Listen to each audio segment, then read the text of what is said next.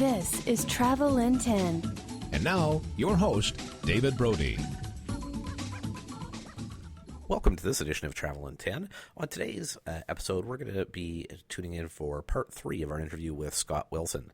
Scott is the host of two of my favorite travel TV programs, one called Descending, another called Departures. Departures, probably the more well-known of the two, one where he travels around the world with his friend Justin Lukach, and together with an amazing videographer, Andre Dupuis, who has won several awards around the world for the videography on the series. And on this part of the interview, Scott is going to talk a little bit more about Departures. If you listen to our previous interview, he talked a little bit about his new show, Descending, and if you purchased our app on the iTunes App Store or the Android or Windows Phone App Store, you would have got the bonus content for that interview as well, where he talks a little bit about a plane crash that he actually experienced during the filming of that episode. So a great story. I'd encourage you to get the app, and you can check that out. On today's episode, as I say, he's going to be talking a little bit more about Departures, and then the final part of the interview you'll be able to find also, again, on our app that you can get on the App Store. So hope you'll check that out, and hope you enjoy today's interview with Scott Wilson. Now, what was traveling with the host of this new show, Ellis, like compared with traveling with your previous co-host from Departures, Justin? Completely different, and that's not being positive or negative in either way. It was just two completely different experiences. And fans of Departures often ask, why wasn't Justin involved in the new show? And it wasn't that there was obviously any falling out or bad blood, not in the least bit. When Andre and I were sort of dreaming up this idea for Descending, we had talked about it with Justin, and he had sort of explained that diving wasn't his thing, and for both Departures and Descending and all of the side projects that Andre and I do together as business partners, they are first and foremost the passion projects, and so we want anyone involved in them for it to be 110% passion for them as well, and so it just wasn't the right fit. And so with Ellis, when we approached him, and him being a diver and loving diving, and especially because he had a completely different take on diving as well, the type of diving that he had grown up with, the type of diving that you do in New Zealand as sort of hunter-gatherers to collect food for the family and things like that as well. It was a completely different world and type of diving. It seemed to marry up very well with myself and what I was diving for under the water. So the experience between both of them was completely different, obviously because the show kind of is a different style of show, but even the traveling and the way they sort of look at things. I mean, they're both risk takers. So there's a lot of similarities in that sort of character trait. I think they both bring out the best in me. They both challenge me. They both force me to go outside of my comfort zone quite often, which is a great thing, especially when you're traveling. I mean, it's one of the things now that I try to tell other people to do when they do go traveling is get outside of your comfort zone. If you're a bit scared, it's probably a good thing. It probably means that you're really going to remember these things. And it's not to say that you're to do something dumb or stupid. You still have that internal barometer to know what's safe and what isn't. But you do have to go outside of your comfort zone. And that's something I owe to both of them, is that they very much both pushed me to do that, but just in two different types of travel. So in that case, I guess they're quite similar, but they're two totally different people and served two totally different purposes in both of those shows. But both fantastic friends and fantastic people, and a little bit crazy for both of them as well. They're both a little bit nuts, but that's a good thing.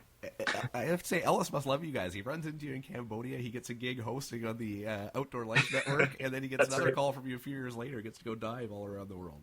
That's right. I know, exactly. And then he calls us to come visit him for his wedding, and we didn't miss a beat. We went down there. We filmed his wedding for him and everything. So yeah, you're right. I mean, that's 3-0 for us. I think he owes us big time now. But he must have got a good wedding video out of it. Yeah, exactly. Yeah, exactly. That's right.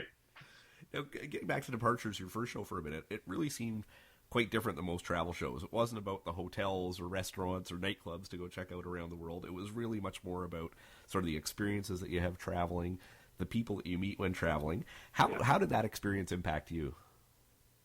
Massively. I mean, I was always in love with traveling from a get-go. I mean, when I was 5 years old, my parents, well, I mean, even from before that, from birth, my parents would take me camping. And my first big trip at 5 years old was traveling across Canada in a fold-down trailer with my family all summer long. And those are some of my first memories that I have, like my earliest memories that I can remember, are based on that trip and those camping adventures and everything. And then, you know, camping in Northern Ontario, doing camping trips out to the East Coast, that planted the seed. But I didn't really know what travel could be until we started to do departures and to go where we were going. And all we really wanted from the get-go was to show a realistic view of what travel was to us. And our hope was that people might also feel that that was sort of the same way. You know, when we were traveling with Don't Forget Your Passport, the adventures were great, but oftentimes the format of the show was it seemed to be very magazine format. So it didn't necessarily allow for a lot of the ups and the downs to come out. It was mostly just the ups, and it was a tighter format in that way.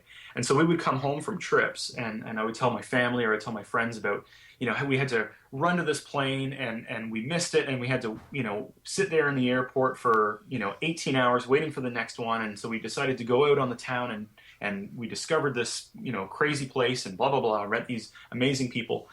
You know, I got deathly ill, and I remember, you know, being up all night because I ate this crazy thing, but it was worth it because, you know, whatever. All these amazing stories that people were hanging off of weren't in the show. And we were sort of thinking, well, I mean, that's a huge flaw right there. You know, that's what people remember are the times when, you know, they went a little bit beyond and you know, things might have gone wrong. And so we wanted to film something that was the ups and the downs and be as true to our experience as possible. And we didn't want it to be, you know, reflective of what the news piece was. You know, you could see that there might be something on, you know, a place in the Middle East that, you know, there's a lot of negative news around. We wanted to go there and experience it for ourselves. And you know, somebody else might go there and have a completely different experience. That's fine. We're not saying that this is exactly what the country is like. We're saying this is what our experience was like. And in the, you know, the few weeks that we were there and the people that we met. But it turned out, I remember after filming the first episode and Andre and I, you know, sitting down over a beer thinking, like, who the hell is going to watch this? This is essentially our home videos of travel, you know? And it turned out that it seemed a lot of people were quite interested in it. And I think it hopefully just filled a void where there was in travel television that was very true to what people were doing and how people were traveling or how people maybe wanted to travel and to some of those places. So it was important for us to show off the places that were a little bit off the beaten path and to show off, you know, the amazing people that we ran into. It was very important for us to connect with someone there in the country, a local, to show us the local's perspective, and that just opened so many doors. That was the magic formula, was to connect with a local and kind of live with them and smuggle yourself into a different nationality for, you know, the few weeks that you're there and actually live as a Cambodian or as close to it as possible. So. You talk about some of the remote places you get to, and you guys have really gone to the ends of the earth. I mean, you've been to North Korea, you've been to Antarctica. You really get to some pretty remote and inaccessible destinations. Are there still some places you really want to go explore yet?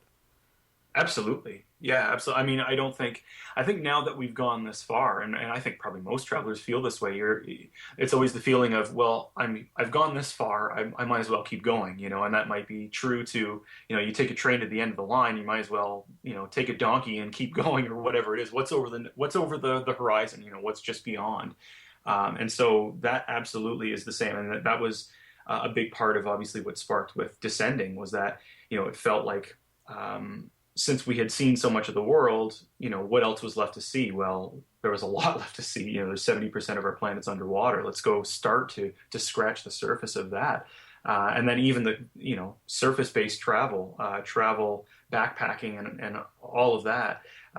There's a lot of world left to see. There's a million places for me left to see, and I don't think until I've seen it all, I'll be satisfied. And I think that goes for most travelers at heart, and hardcore travelers, is that you'll never say never. There'll never be enough travel, and even if you do manage to see every country in the world, by that point, it'll have taken you long enough that if you start over again, it'll be like starting all over again. I mean, that first country will probably be so different by that point that it'll be like starting all over again. So that's the travel bug. That is, I think, exactly what the travel bug is. That's the travel addiction, and I think that's probably what most of us feel.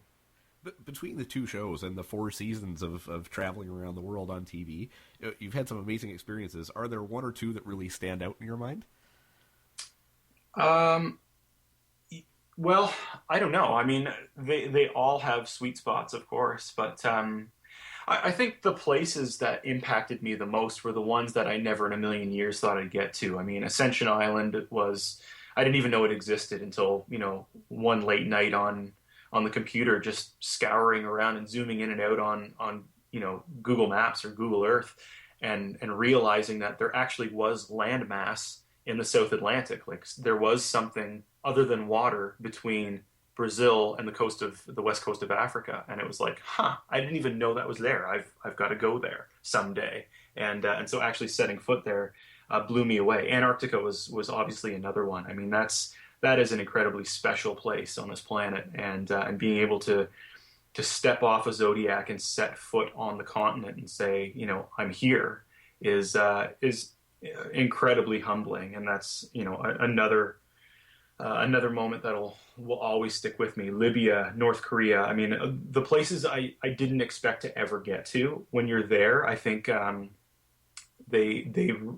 you really force yourself to soak it in, and that's a good thing, because it teaches you then to try to do that with everywhere you go. If you do something too fast, you don't absorb it, and there's no sense in going to Southeast Asia and trying to see as many countries as possible if you only have 3 weeks, because you're better off really absorbing something and slowing down the pace and meeting the people and staying for a while and just really absorbing it, rather than just trying to chalk up miles, for the sake of chalking up miles. There's more about slowing things down and really living in the moment and absorbing things. A good friend of mine had pointed out to me recently that, if you talk with elders, 99% of them will tell you about all the moments in life. Their regrets are the things that they didn't do. They're not the things that they did do. And so I think it's humbling. It's something to constantly remind yourself as a traveler, even if you're not a traveler, it doesn't matter. In daily life is that sort of formula. I mean, it's the whole, seize the day kind of thing, carpe diem, and live in the moment and try to absorb what you're doing and how fantastic it is that we have these freedoms to travel, that we live in an age where we can get on a plane and go to the other side of the world for a relatively cheap cost. And we talk about rising fuel costs and things like that, but man, I mean, the abilities that we have at our disposal is pretty amazing. And so you got to get out there and do those things and experience those things while you can, and while you have the ability to do so, because the last thing you want is to, again, be sitting in a rocking chair thinking, shoulda, woulda, coulda, and it'll be the things that you didn't do that you regret, and not the ones you did. Because if you do something and it doesn't turn out, you learn from it and you get better and stronger from it. So. Has the way that you traveled changed a lot from when you were, out there shooting your first show to now? Oh yeah, for sure. Yeah, absolutely. I mean, I think the biggest way, and actually one of the ways, one of the hints or the tip-offs that we needed to slow down and then leave departures behind and go on with something else, was because the travel for us was changing. And it was just that mindset. We didn't want to get to the point where we were taking anything for granted, or where we were, just sort of glazing over, or that the travel was being taken for granted in any way, shape, or form. We needed to stay true to what the original format of the show was, which was, I think what people can really connect with is the fact that we're rookie travelers as well. It's the rookie experience. We're going to a place for the first time, and so it's experience-based travel. We're seeing it, learning it, and doing it for the first time, and so you're doing it along with us. And I think if, all of a sudden it becomes different where you're too comfortable or you're not looking at it through those virgin eyes anymore, then there's going to be a disconnect with the viewer, and we never kind of wanted that. So we needed to pull away from it. And so the travel changed because we would go to places, and for me, it wasn't a matter of taking it for granted, but I saw it as a bit of a warning sign that I could potentially start to take it for granted, which was we would land in a place and in first season, and I'd be blown away, and I'd say, this looks and smells and feels like nothing else I've experienced in my life, like nowhere else I know on this planet. And we go to another place, and I'd say it again, and I'd say it again. In season 3 years later, 40 some odd countries later or whatever, I would land in a place, and my first reaction would be, this reminds me a lot of Indonesia, or this reminds me a lot of Chile, or this reminds me a lot of whatever. And the world was becoming a bit smaller. And as I say, that wasn't a bad thing. It was just a different way. It was just a different mindset. It was a different way of my mindset while traveling. But I took it as a bit of a warning sign that could very easily slip into taking things for granted. And so it was at that point where we decided, we had sort of, Andre and I had come up with the idea for Departures. We were the creators of it, so we could decide when it was done. And although the network at the time wanted more, we said that we were done. We needed a new creative outlet. We needed to go on with something else to stay fresh, and that was Descending, to experience the world underwater as rookies with virgin eyes again. So.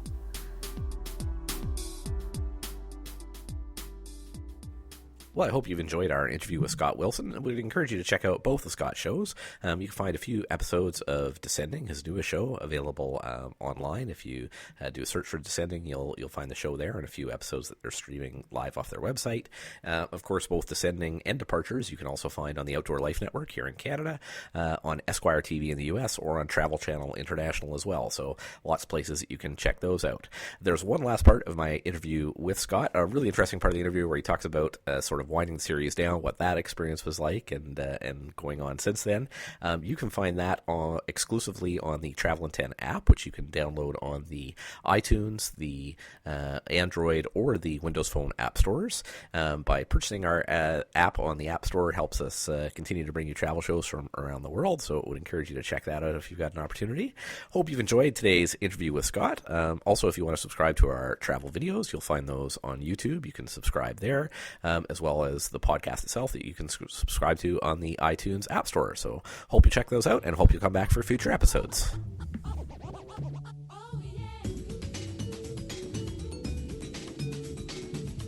Thanks for listening. Download more of our travel shows from around the world at www.travelin10.com.